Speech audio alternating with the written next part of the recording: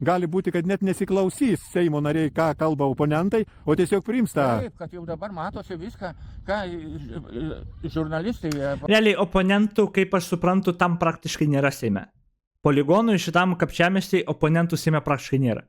Nes realiai, realybė yra tokia. Aš suprantu, kad žmonėm tai yra sentimentai, kai kuriem. Aš suprantu, kad atmetus propagandą viską, kad yra žmonių, kur palies jų gyvenimus. Žinoma.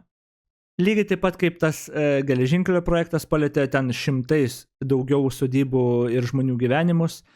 Bet tai yra absurdiškai svarbus Lietuvai projektas. Mums reikia poligono.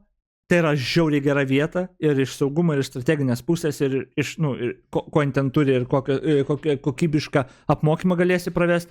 Tai praktiškai opozicijos Seime net nėra. Kas galbūt oponuos Seime, tai tuos išdavikus, kuriuos ten mes ir turim penktakolonininkus, bet jų yra labai mažai Seime.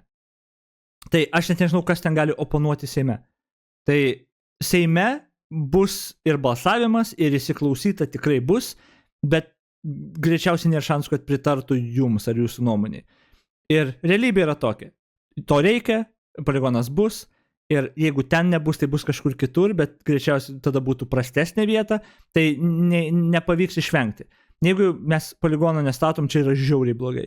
Čia kažkas jau Lietuvoje yra labai labai negerai būtų tada, bet praškai aš esu visiškai užtikrintas, kai jis bus. Ir šitie verkšlenimai, aš juos suprantu, bet bent jau nesidalinkit rusišką propagandą, arba bent jau argumentų sudėliokit, kad, jūs esat nuskriausti ir viską, kad jūs čia taip pat nepasisekė, bet kartais žmonėms tiesiog nepasisekė. Ir ką daryti? Ką daryti? Valstybei visai niekad jokio projekto nevykdyt, kad tik vienam žmogui ten nereiktų jo iškeldinti ar būsto išpirkti, ar dar kažką, ar jo sentimentų kažkokių neužgauti, nes jo čia vaikystės miškai buvo, čia nesąmonė yra. Niekas taip apie nieką nemasto, bet šitie žmonės savo dideliam ašarom mėgina stabdyti Lietuvai smarkiai reikalingą projektą. Gynybai Lietuvos smarkiai reikalingą projektą. Tai yra nesąmonė tiesiog.